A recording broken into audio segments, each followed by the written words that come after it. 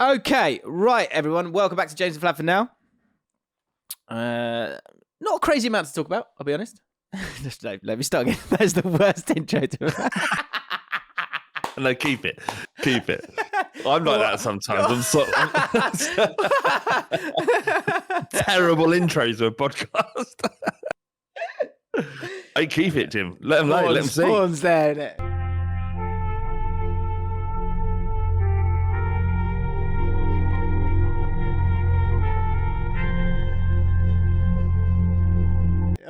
I didn't have to go there. I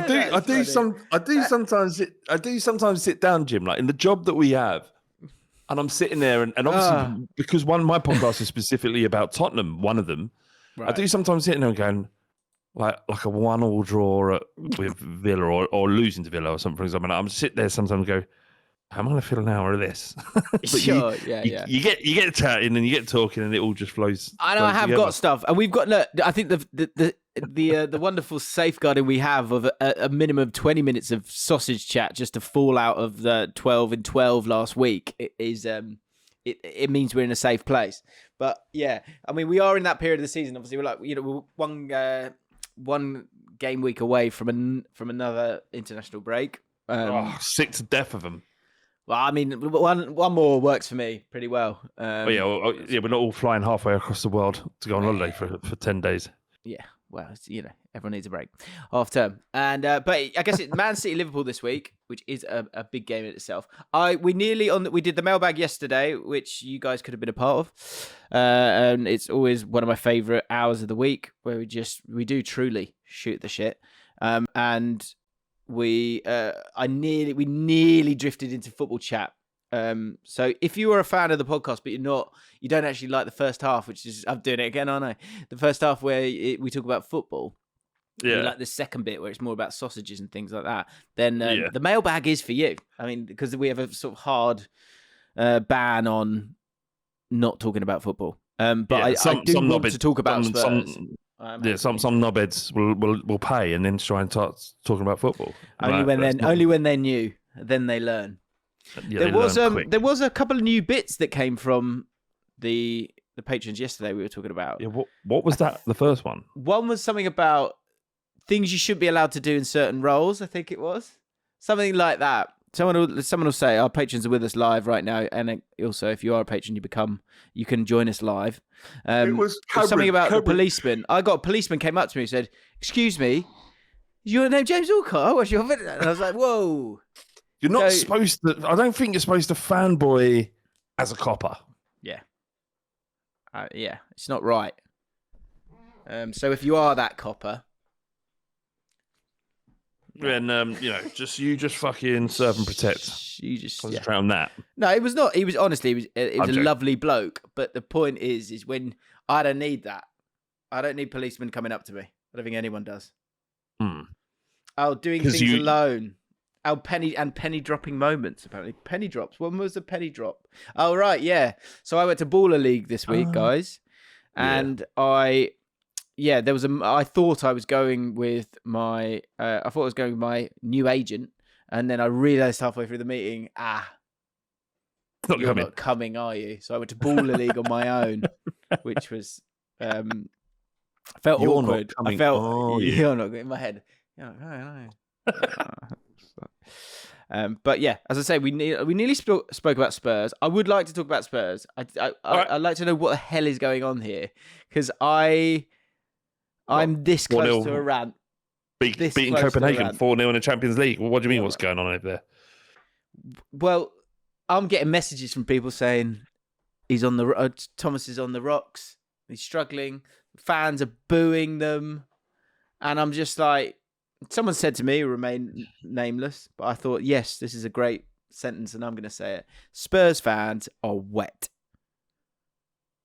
Spurs fans are wet. You better be careful what you say. Get your head out of your bottoms and just give the lad a chance to build something and then see how it plays out. You lot aren't going anywhere. Right? You love your club. Trust me. I've been to 2 QPR games this week, which we've lost 4-1 and 2-1. And I'm as annoyed as you are, but I'll be back because we're always back, aren't we? Okay? Yeah. So why not back the bloke who's been there for a couple of weeks, is doing pretty well in the Champions League. Where are you? Yep. 10th in the Champions League. And where are you in the actual league? 5th. Shut up. Shut up. This the inability to just wait a second is driving me mental. And Spurs fans, you're letting yourself down. If you're one of those guys, get Thomas Frank out. You're just you're awful. Are you saying lacking constitution? Like the sort of like you're a toddler. You're a toddler. If you can't hang in there. If you can't hang in there with Thomas Frank right now, who's clearly a smart man, who's clearly putting things together, who's clearly improved the defence. I agree with you, James. 10 games. You're booing the manager. Grow up. I can't handle it. It isn't. Look, if you want the nuances of this, I can give it to you. If you don't want to hear them, we can just say, they're all babies and let's not. Okay, I'll be quiet for a bit. You try and walk me off. I'm not going to try and do anything. I'm going to just tell you how it is. Right. So this isn't about booing Thomas Frank. And it isn't about booing this collection of players. This is a culmination of years of being charged to a certain degree and gaslit into believing that we're a club that operates in a certain way, and getting battered by Chelsea every single time we play them without amounting any kind of resilience. Brings out a certain level of frustration, is perhaps out of character, and no, it certainly is, out of turn. Like it was loud, the booing, but we've won 4 games at home in a year, and people are paying £1,000 for a season ticket. I think they're just frustrated, and I don't think. So I don't agree. Is it not at Frank then? Is it at? No, not. I mean, look, there are definitely problems when you post up 0.05 xg. Yeah, fair. And Chelsea post up 3 xg. There is issues there, and don't get me wrong, James. There are people out there, Spurs fans. I've spoken to them that want Frank out now, which I think is ridiculous, absolutely ridiculous. If you cannot see. Correct. It's not even about seeing this through. It's like, let's see what he can do. We're just at the start here. We played 10 league games. What are you? Scored 17 goals in the league. What are you expecting? What are you expecting? What do you want? Right, so what I want is just to give him time, give him transfer windows, and let's see what this man can do with us. Do you know why, Flav? Because you're an adult. Right. Because look, it's been 10 league games. He has stopped us conceding goals. Right, it is boring to watch. Don't get me wrong. This isn't Frank's final form. It can't be. It's not his final tactic. And I think some fans think, oh, this is it. This is all he does. Is set pieces and defend.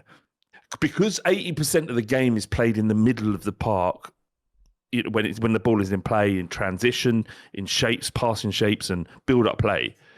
Because we're not very good at that now. I think that's where people are getting frustrated. But if you cannot at least give him the benefit of the doubt right now and go, maybe he's planning something, that he's got some other ideas, that this isn't the football that he wants to see, but actually he's trying to make Spurs a little bit more robust than we were last year. Because I tell you what, I'd rather watch that performance against Chelsea than getting battered by everyone who comes to Tottenham last year.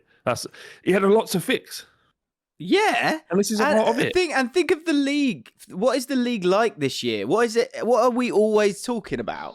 We're talking about the fact that these teams are like physical powerhouses, like throughout the league.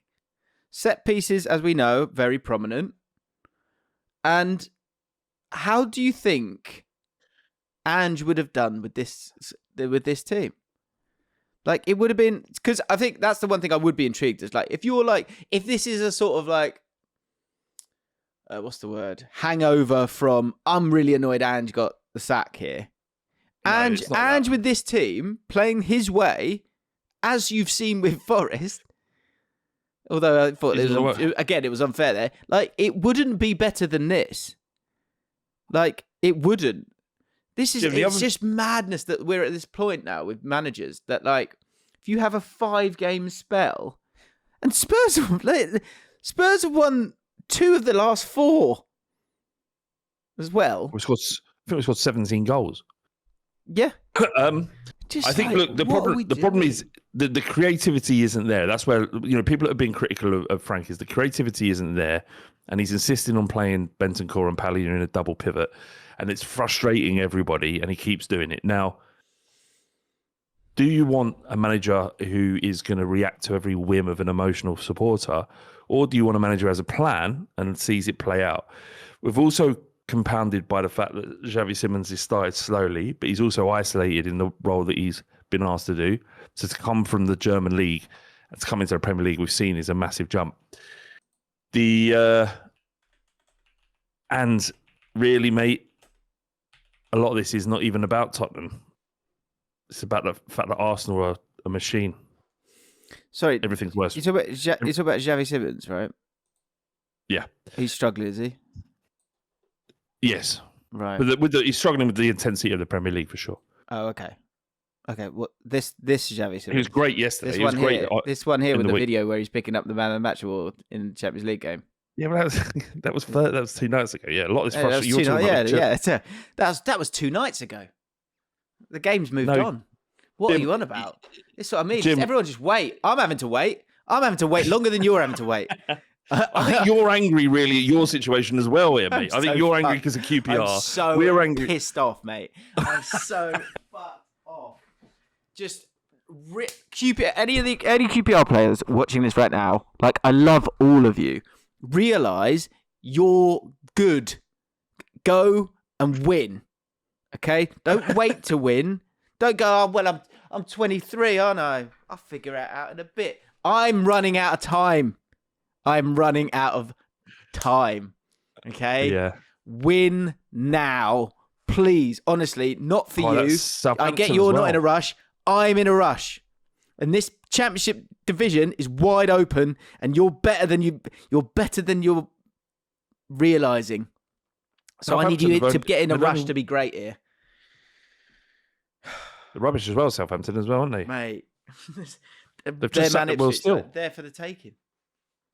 I can't believe after everything you're 16th again. Mate. You're always 16th. I know that. How dare us? No, I'm making a point here, Jim. Is what are we moaning about? We were able to sign Xavi Simons. All right, we've got a progressive manager who will inevitably make more right decisions than wrong ones. Thank you. That's it. That is the crux of it. You cannot control football, right? Especially if you're Spurs, right? I appreciate the money. I appreciate you spend a lot of money. I get that, and that leads to obviously frustration. There should be a continual building of you, right? But you aren't those top guys, okay? So you need to show a bit more patience here. And this guy will make decisions and smarter decisions than most. Yeah. So just to think that, chuck him in the bin, 10 games in. It's so fucking dumb. Yeah.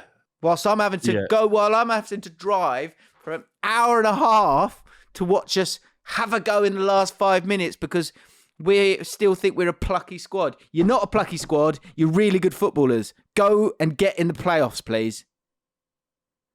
I can't do this much longer. This was last night, wasn't it, Jim? Yeah. I haven't slept much, I'll be honest. And James, is this hour and a half drive, is that normal? No, it's not. And I've stupidly bought a house in a place where I didn't realise the drive was this bad. Okay? So I know talking about traffic isn't very interesting, but what is it that makes the drive especially arduous now for QPR that it wasn't before? I mean, it's just very stop-start, and it might say it takes an hour, but it'll take an hour and 40 minutes on a Saturday. And then you go to Ipswich against Ipswich, and we could have beaten Ipswich. Ipswich, by the way, just got relegated last year, and then they scored 2 free kicks and we give away a stupid goal in the first 10 minutes and a stupid goal in the first 10 minutes of the second half. And we're like, they're good. And like, I know this isn't me. This isn't me, lads. But like, I kind of need them to know. I need this message to get to the lads. Like, you're good. Stop pissing about and going, oh, it'd be great if we won. Go and win. Please. Yeah. But Fuentes is not doing well at Leicester, is he? No, apparently not enjoying him. No. Sorry, it's all relative to the situation as well, right? You're always dominated by how well are you doing and how well are your rivals doing, and it's hard, right? When we're putting up 0.05 xG and Arsenal are top of the league and don't concede a goal, top of the Champions League, like that is all of that is makes everything worse as well. Yeah, fair enough. And the Chelsea thing, I get the Chelsea thing because it's like, can we just not lose? Snap to Chelsea? A couple of them, yeah, just show something. Go through a couple. Yeah. Right. Them. Do something. I wish I could buy the league, like Birmingham do. Do you know what I mean? Yeah. I wish we could do it like that. I mean, yeah, of course it'd be meaningless. Of course it would. But it wouldn't mean anything, Jim. But it's an easier, nice. Like it's flat, as it's just like a flatlining, like decent life. Whereas I'm just, I feel like I've spent every game for the last 10 years at home at QPR in poor lighting, looking up and seeing 70 minutes. Yeah, that's enough time for us to get a goal. That's what that is the rinse and repeat of my footballing life. Is and also willing. Like a churn in my stomach, and then looking up at 70 minutes because we've not come out in the second half right, and going, oh, we could still get back into this, which we ultimately don't, despite huffing and puffing in the last 5 minutes. Do it earlier. I mean, I sat in that stand with you, and it's so small that you can't even sit comfortably forward. Like, you have to sit at a side. I mean, not only is he having to watch this stuff and feel this way, boys and girls, he can't even sit in a straight line in that stadium. It's so small. Am I joking? Like, everyone seemed to just be sitting at the sign like that. Yeah. They were doing that, wasn't they? It wasn't just me. I guess it adds to all the... ninth in the league, Birmingham. So not even in the playoff places. I'd calm down, Luke. All right? Yes, you've got a nibble from me. Fine. But you're just buying it, aren't you? You're just buying it. Look at that. Yeah, how long? Sheffield United the weekend as well. For God's sake, lads. But we've beaten Stoke. We drew with Preston. Should have beaten them. Should have beaten Millwall. Beat Bristol away. Coventry coming up, Jim? Yeah, man. I think so. Well, mate, the league, honestly, the league is so wide open. And that's why I'm like, 14 games. We're gonna finish 11th or something, and everyone go, oh, that's an improvement. No. Yeah. Now, please. Can I? Did you see? So upset. I know we've got to move on though, Jim, because as much as you are upset, and this is our podcast, you do have to think about the audience. And as much as I would love to talk about QPR for the rest of the hour with you, I'm not sure. Yeah. Champions League domination, I've got written down here. Well, before we move on to that, I just want to know about something going on at Coventry, right? Quickly. Okay. Because they're top of the league, scored 39 in 14, haven't been financially doped like Birmingham. Correct. And they go and been in turmoil for years, just nothingness. It's just in the wilderness. And now they're top of the league, flying. And bear in mind, there's hope for you, because if it can happen to Coventry, it can happen to QPR. Yeah. But they're flying. And then they've got this, I don't know if you saw this, the Enemy were playing, what's the name of that song? Yeah. Live and Die in His Town. Yeah, that was class. I love that. Although some people were being critical of it, I thought that was quality. But they're a Cov band. Yeah, no. But I'm just saying, they've gone from being an administration and being owned, what was it, Sisu, and not having a stadium, and they weren't even sure where they were going to play, to the point where they're on the cusp of a return to the Premier League. And it just shows you the beautiful ebbs and flows and undulations of football in the lower leagues, and why it's so important to maintain that pyramid. And look at Bournemouth. Look at what happened.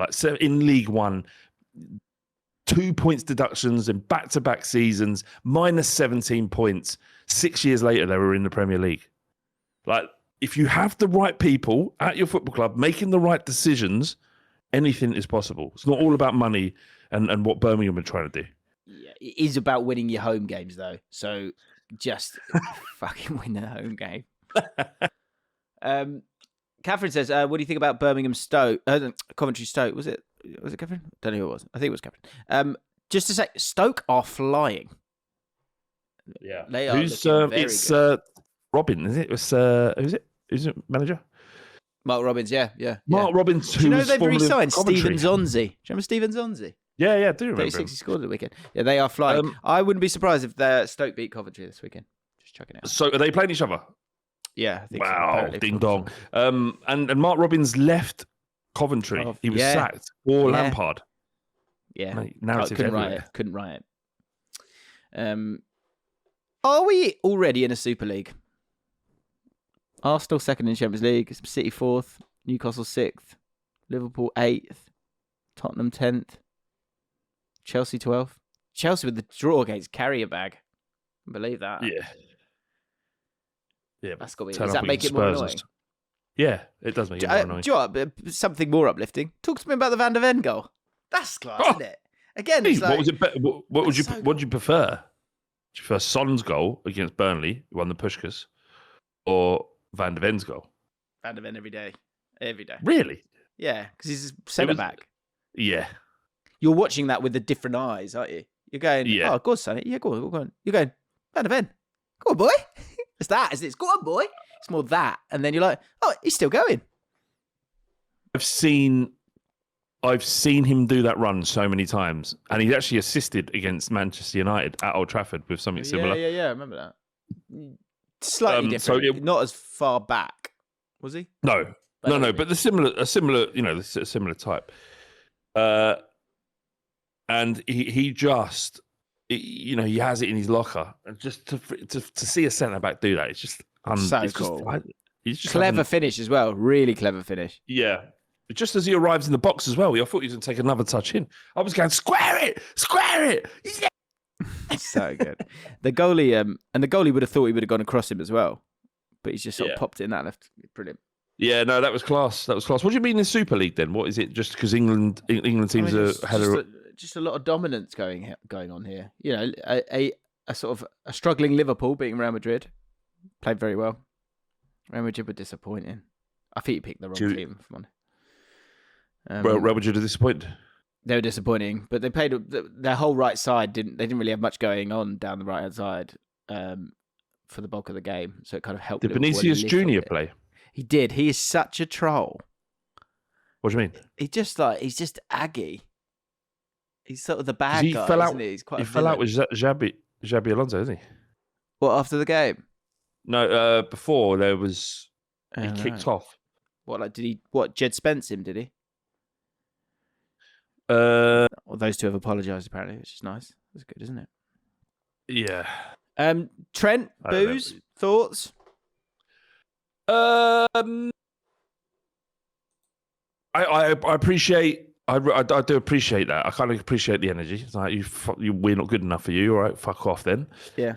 So I don't mind that. The Liverpool fans doing that. I don't think. I think. I thought it was a great example of democracy, where you had some booing, some going, "No, I'm better. No, what I'd like to do. I want a virtue. Or what is it? I want to have the moral high ground. We're going to clap." Yeah. I thought there was clearly a mix there, and I think when a rival player comes into your house, I think you just do what you got to do, get the win. Yeah, but by the same token, it's like obviously he's going to Real Madrid. Like you have to understand your position here. Like if Real Madrid come knocking, there's nothing you can do. Even if you think you're on a level, you're not. They're not. No club is.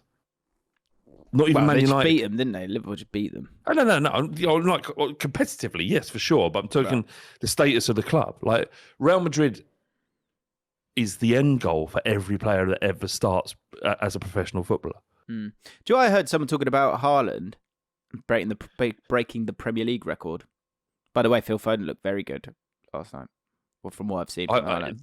That's all I'm hoping on, the fact that Man City are back. I think they might be back. I think they could be back. They've got goals, haven't they? I think they've got open play goals. Oh yeah, of that they've got Haaland, and they've got Haaland, and if you've got Haaland, you've got a chance. Someone was saying that Haaland they could see Haaland not breaking the Premier League record because Pep would go and then he would go. If Pep goes, he would go. Like, I hadn't thought about that.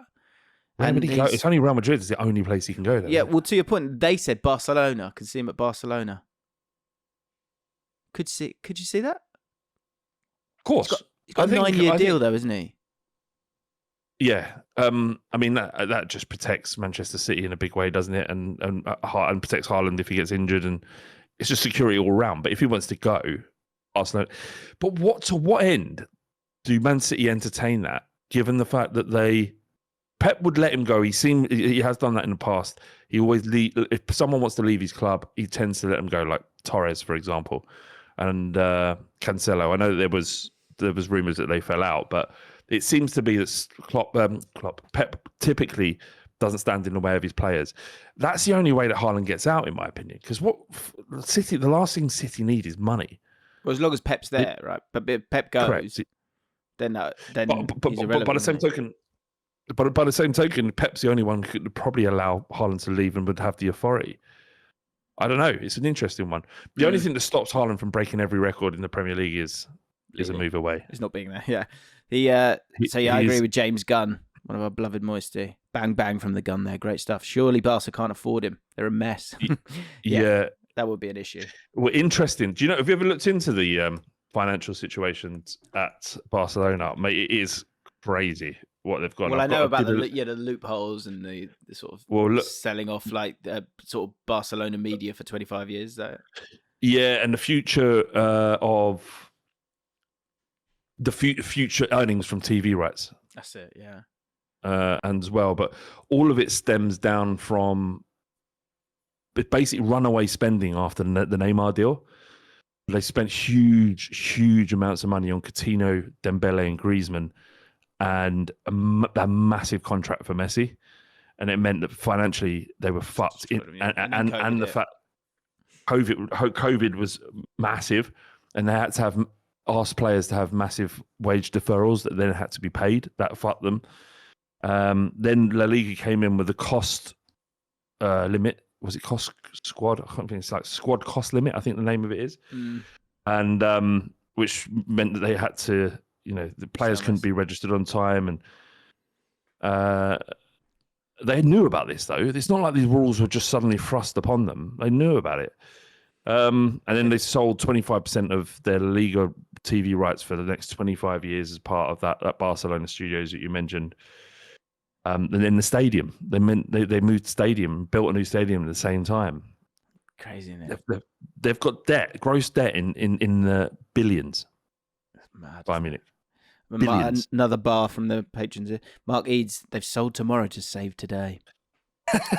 Very good. Correct. Something far more important than anything else, probably the best thing I've seen this morning is the fact that Ten Hag might be the next Wolves manager. I then looked at the runners and riders for the next Wolves manager, and it was an absolute delight to see 5th favourite Dean Saunders. Can you imagine? Dean Saunders? Why? He hasn't managed. Has he ever managed anybody? I think he might have done. Yeah, he's managed. I think he was at Wolves. He managed. Where was he? He was at Wrexham. He was at Doncaster. Okay. For a little bit as well.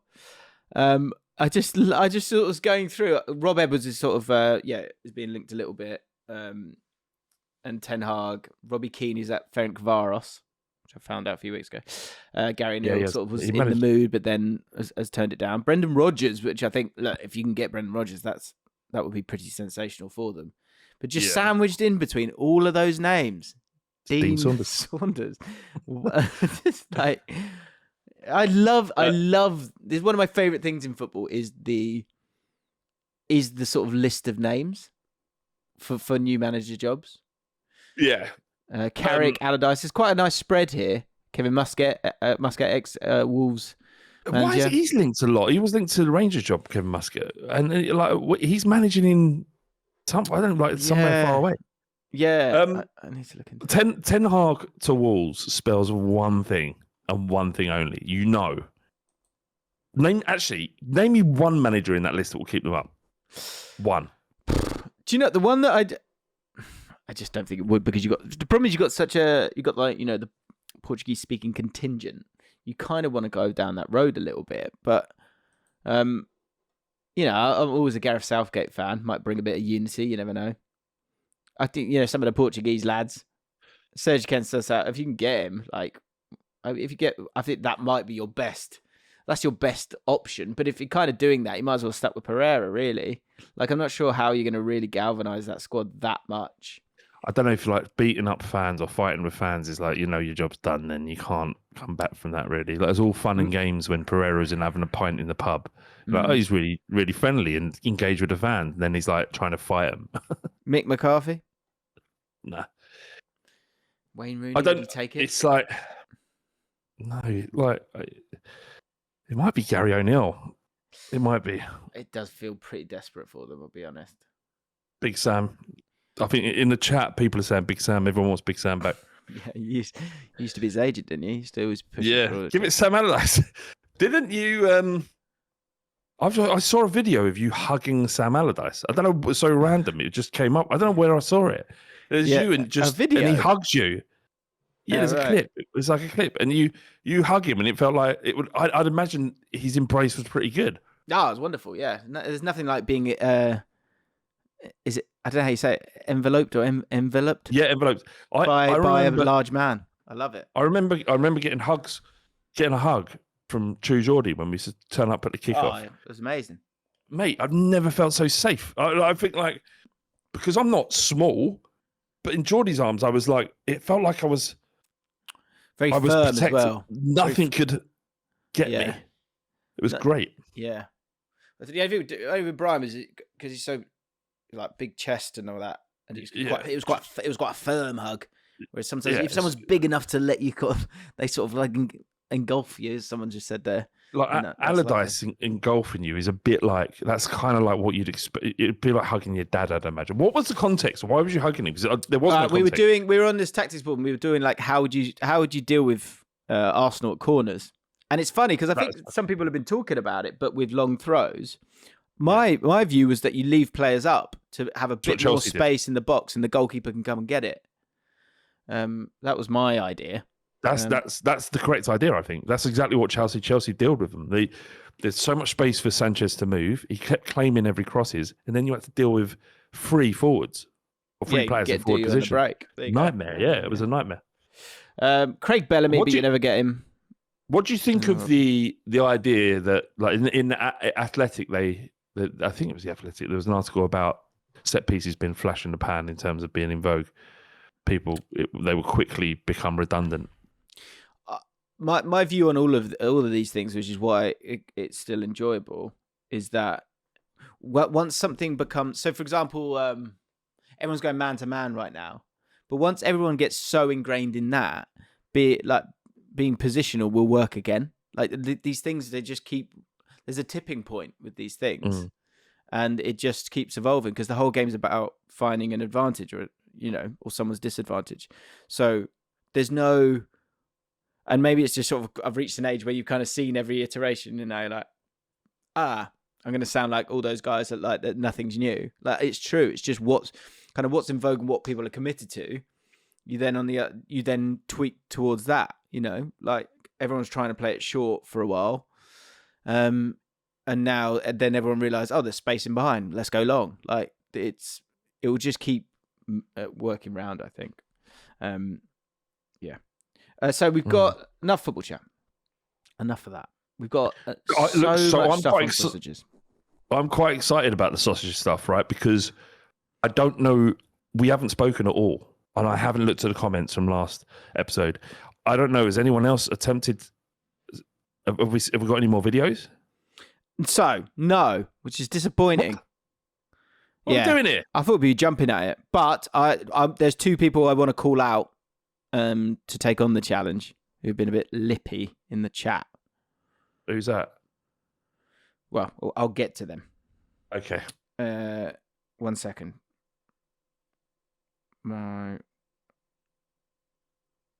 Sorry. Got a builder coming around. So, great fallout from the sausage. Well done, Danny B, who got the job done. Tom Harrison said, what's weirder, noshing 12 Cumberland sausages in 12 minutes or watching two blokes watching another bloke noshing 12 Cumberland sausages in 12 minutes? Completely normal stuff. Bonk, bonk, bonk said, I am a man. Watching two men watch another man scran 12 sausages. What a life. And would you have it any other way? Well, Diabetes says, I'm watching two men on the internet watch and react to another man on the internet noshing off sausages. I don't know where I stand in the universe, but when discussing this slightly odd, vaguely gay food chain, I know for certain that I'm right at the bottom. Danny B himself, the man himself, replied saying, hoping it wasn't a turn on for you. Diabetes went, your hope was in vain. Jack P said, all I want to know is the logistics of Dan hiding the attempt from his girlfriend. Yes, I was fascinated by that. We didn't go into that enough. Is the fact that I understand exactly why he was hiding. I'm not sure I could articulate to my wife what I was doing. Why have you got 12 sausages? Why are you timing yourself at eating it? And the explanation isn't enough. Oh, because I watch a podcast with these two lads and they challenge someone to do it. So I did it. You look pathetic. Yeah. To us, you're a hero. But to your girlfriend. That feels like a brilliant new bit. Things that you couldn't possibly explain.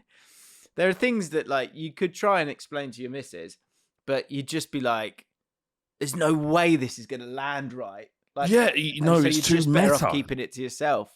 Yes, hiding it. I think I wonder about the amount of people who listen to this podcast who do hide it from their other half. Not because they're embarrassed of us. It's just too weird to explain. Of a slog, isn't it? Yeah. Yeah, you're like, you wouldn't get it. You've had to be with us for 200 hours. And Jim, when we made those mugs and there was slugs on the mugs. Yeah. My missus looked at it and went, what is this? And I'm like, I can never explain it to you. This whole thing, 12 and 12 thing, like, my wife doesn't know anything about that. Where would I begin? And if I could explain it to her, she wouldn't feel anything. She would feel nothing from that. So there's a bit there. Things we keep from our partners that there is no point telling them. that is there's something in there. There's something wonderful in there. Something that all men do that and they keep from their partners, but they just cannot.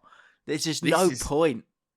And this is the thing. Point. This podcast isn't for everybody else. It's for you and us. Yeah. And no one else need be involved. No. So Jack P wants to know the logistics of hiding the attempt from his girlfriend. When did he cook the sausages? Did his girlfriend hear or smell the cooking? Oh, she smelt the sausages, and then she's like, "Well, we're having sausages for tea." No. And just say, if you are listening and missed last week's podcast, go back and listen to last week's podcast, sort of the back end of it, and come back because you won't understand this next bit. But if you did, then you will. So he said, did his girlfriend hear or smell the cooking? Because she would have said, and I imagine a call of, I'm doing carbonara later. Because they had a carbonara later, which gives us a clue as to the time. I would imagine he's done this at 2:30 on a weekend. I'm guessing. So that means he's cooking sausages at around 1:32. Yeah. Either in the middle of the week or at a weekend. Do you know how what we do things that you don't like, that we don't tell our partners, and that's the case in point, right? At some point, you had to cook those, and she's there. Because he acknowledged the fact that she's in the flat. So she knows he's up to something, but not sure. Mm. And her brain has probably gone to like something horrendous. Like maybe he's cheating on me, he's being very secretive.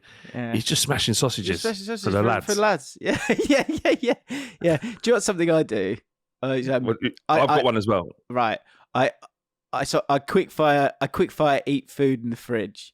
Like from the fridge, I'll get when I'm making the cup of tea on the way back, and so I've got to get it down me by the time I get back into the living room. It's like I've got 6 yards. I've got 6 yards, but between like knuckling the ham, getting it into like What, If Jim? something's What knocking is about, what's like what can I get? right? But what's sort of perfect for that scenario? What, like you can just wallop it in your gob and Yeah, I mean proteins really. It's cocktail proteins. sausage? Sometimes I let myself down with the chunk of cheese. You know, a chunk of cheese. Oh, you gotta love a chunk of cheddar? cheese. Yeah, just whatever's No, knocking about. I find like yeah, Can't if you help myself. like Baby Bell's perfect, right? Just whack a baby for the kid, but are they for the kids really? Yeah, I mean if it's available. I used to do that. I think I've told you when Koa was on formula. If you ever get the chance, if anyone's a new dad, try the formula dry. It tastes like custard creams. It's amazing. Really? So I would always go and go, I'll bake it, babe. I'll make it, babe. And then one for the stairs. One for the stairs. Listen, one for the walk. That is definitely a thing. Sort of, yeah. One for the walk, but you got to get your breathing right. Do you know what I mean? Because you don't even if you're not chewing, you don't really go because it doesn't make sense. There's no need for it. Yeah, Jim, when Koa was a baby, did you ever get little pots of food that you would heat up? Yeah, like a little glass pot of food. Oh yeah, we'd make a lot of those. We'd make a big batch of those kind of things. Right. But you could also go to somewhere like Mark's Mother Care, and you could buy little pre-made pots of baby food. Yeah. I used to smash the spaghetti bologneses when I worked for Mother Care, and I was starving, and I was about 17. Huh? There's no salt in them. There's no flavour for me. I don't know, man. I was 17. I was working in Mother Care, and what I used to do in Mother Care in Oxford, it's not there anymore, but in Oxford Circus, not Oxford Circus, Marble Arch, right? So Mother Care had their front shop looking out onto Oxford Street. Right. Okay. And then the warehouse for Mother Care was in another building, and there was a road out the back that would separate the warehouse where all the stock was kept and the shop. So you did it on the walk? No, better than this, Jim. Better than that. Listen, no, whoa. Don't be disappointed. Okay. Don't be disappointed. Yeah. Underneath the building, the road, there was a conveyor belt built to move stock from the stock room to the main building. I would sit on the conveyor belt and smash spaghetti bologneses. So I didn't have to walk and no one could see me, but I was in the tunnel, the conveyor belt tunnel that went from one building to another.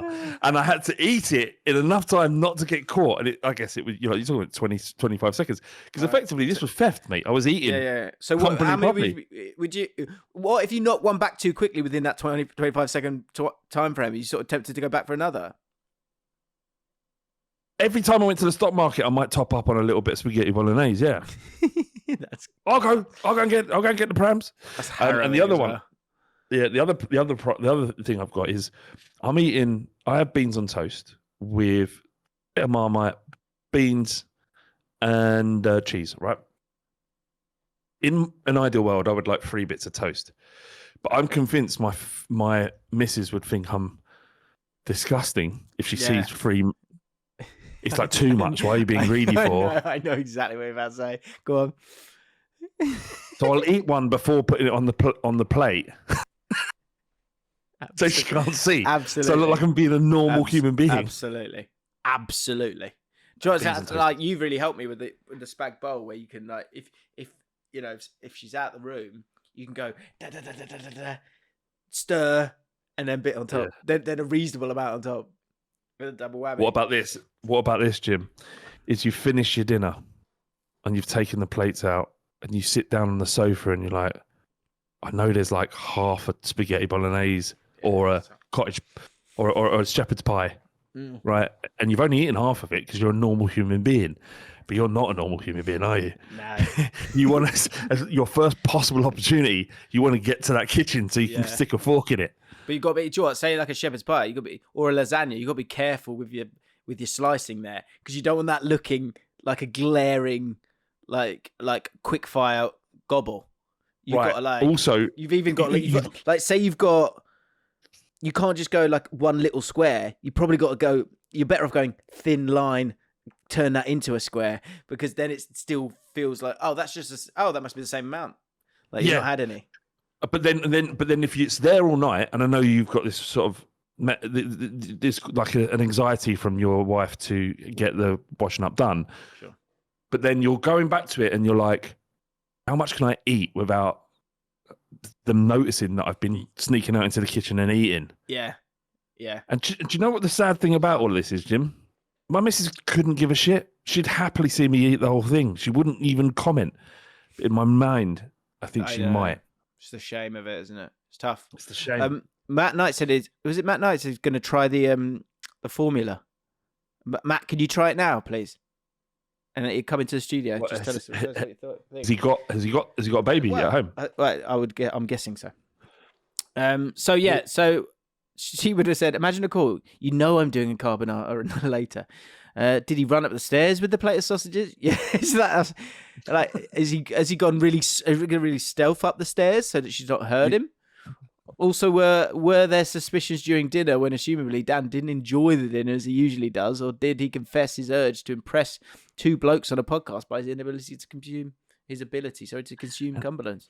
That's the shame, isn't it? It's impressing two blokes on a podcast that he hasn't met. That's the shame. That's where the shame comes. Yeah, and I think he had said later that he definitely still hasn't told her, which is great. And how much time needs to pass before it gets weird? If you can't tell her now, it's weird.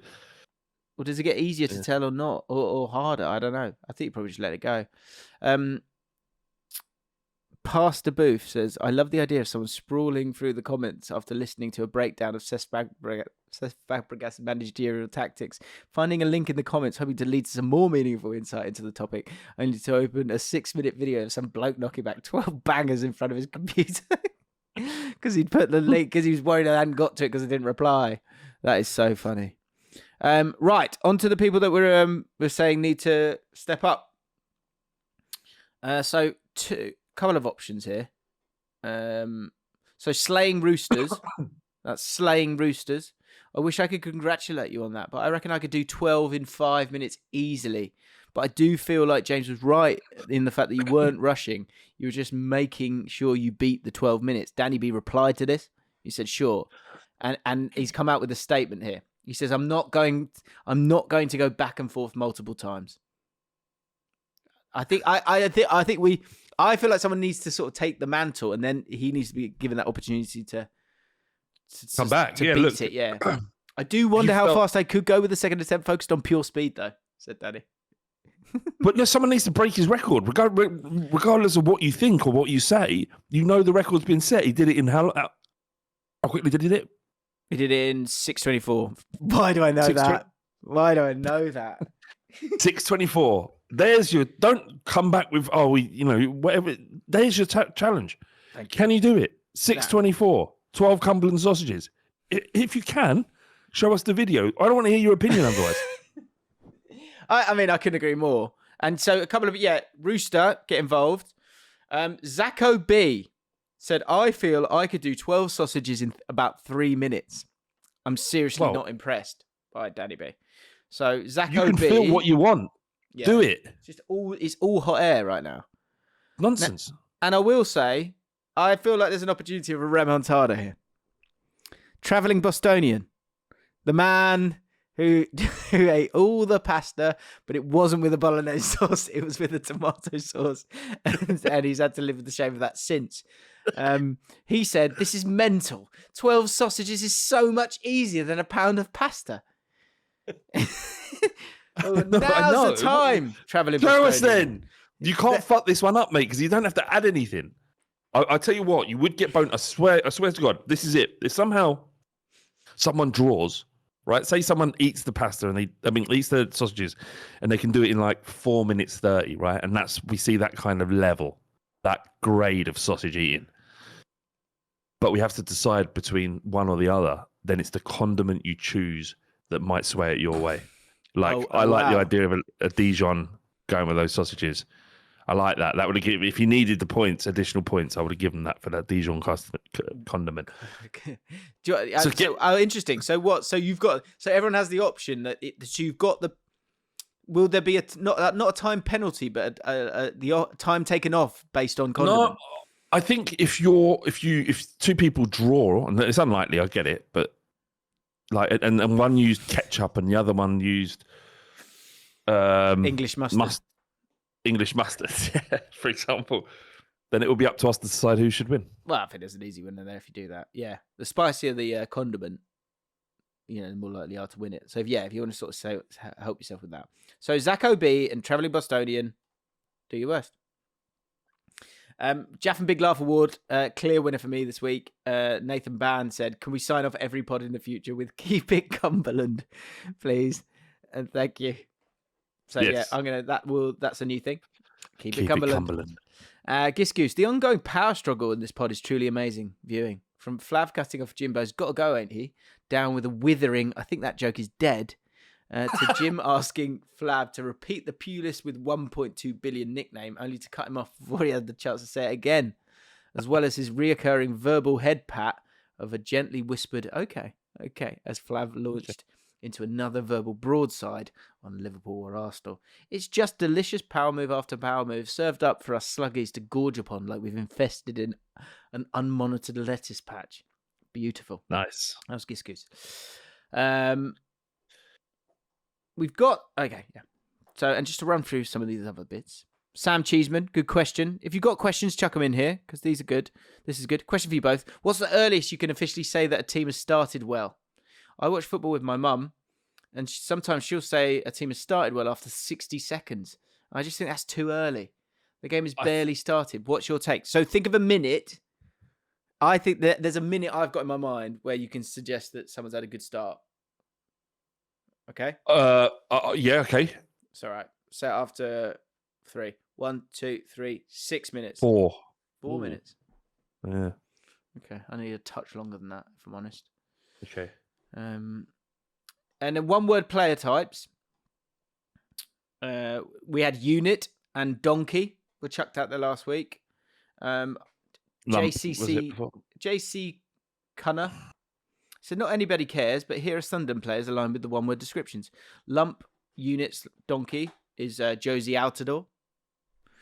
And magician. The reason I read this out, do you remember? So for magician, or little magician, and a lot of people said Santi Cazorla, yeah. So just to put him out there. Stefan Sessegnon. Do you remember him?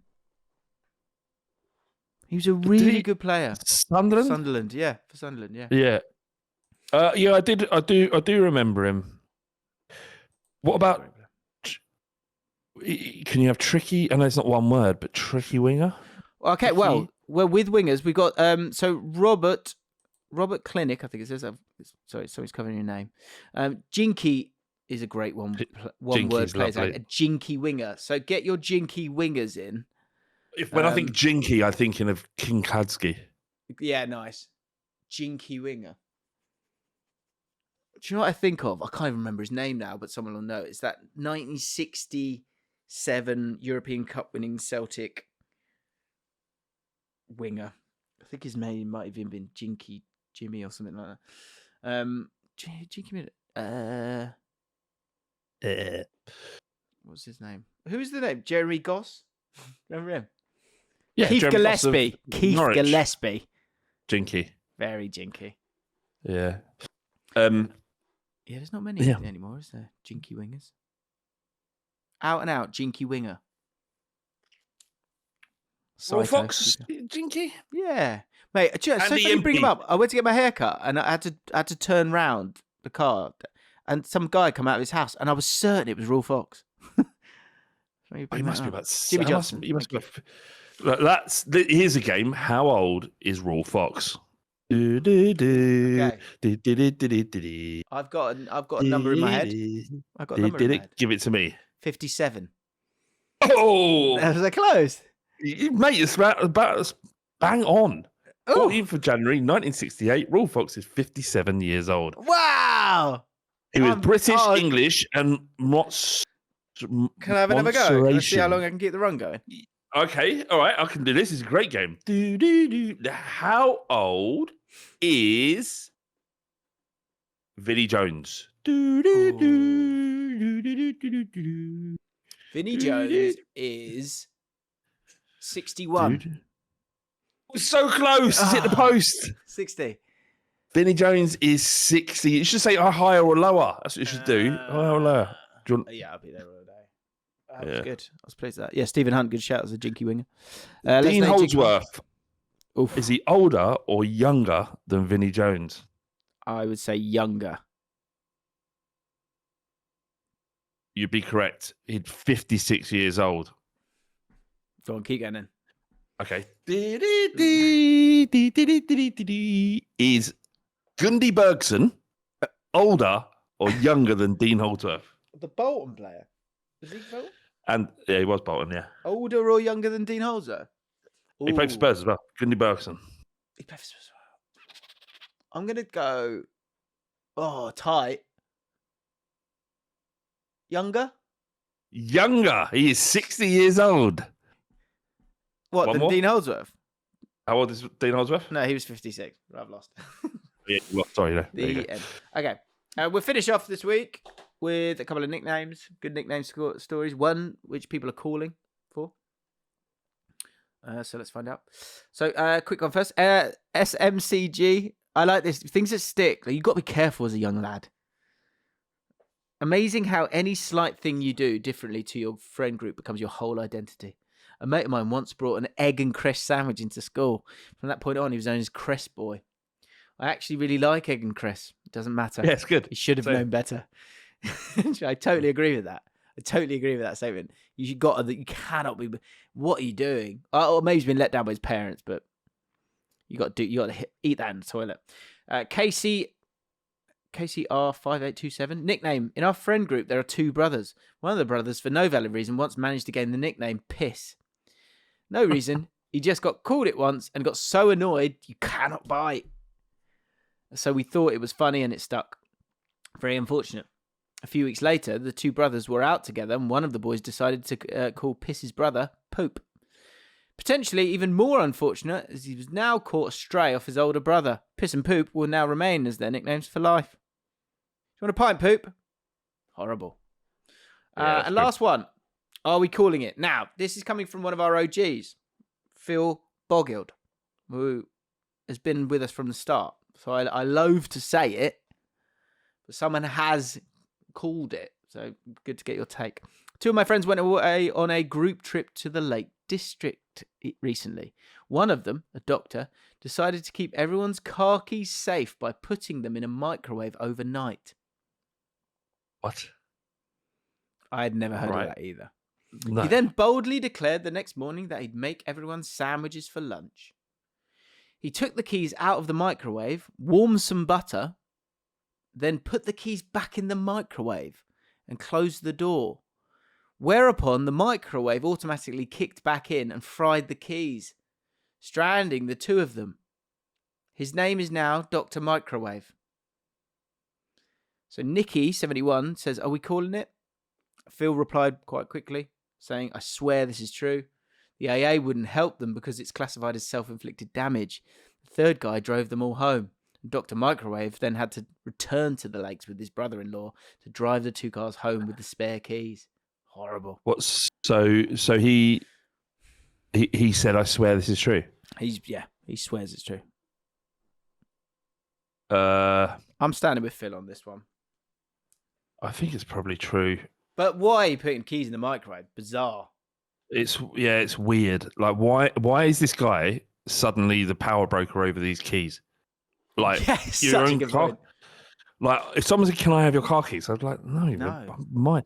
It's like when I go on holiday, do you collect my passport? Yeah, me and Fam have had arguments like that. Because Fam, I feel like she's boying me. She's got a pouch. She doesn't trust me to keep it in my pocket. What does she? Goes, can I have do you want to give me the passport back? I went, no, I can have one as my own passport. So like, but Fam's like, she comes across to me as very together, organised, and like capable.